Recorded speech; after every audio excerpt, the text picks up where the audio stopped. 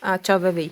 Es šodien biju vienā veikaliņā, tā kā, vairogu dziedzeriem man tur kaut kādas problēmas, un es nopirku kaut kādas krēlas dzintari, ja, tā kā jānēsā vairogu dziedzerim un limfai. Un tad es atceros, ka Siguldā taču dzīvo tāds meistars, kas ir pēdējais vispār Latvijā un vispār dzintara meistars gadiem. Es domāju, man jāatbrauc tomēr pie viņa. Un es viņam, protams, parādu tās krēlas, viņš man pastāsta, ka tas ir viltojums un nav īsti un tā. Un viņam te ir tāda darbnīciņa, un te viņam ir vectēvs bijis. Un nejauši es uzzināju, ka tas vectēvs arī meistars, viņš 3. paudzē. Un tas vectēvs ir dzīvojis turnī, un arī viņš pats, kaut kā es tur kaut ko teicu, kad es domāju, ka mūsu mammai dzimšanas diena kaut ko ordināli gribās uzdāvināt, tad vērtīgu, un kad varbūt varētu pastīties kaut ko samest. Viņš man arī izstāstīja vispār visu, kā tas cintars darbojās un kā vispār tagad notiek, nekas vairs nav īsti.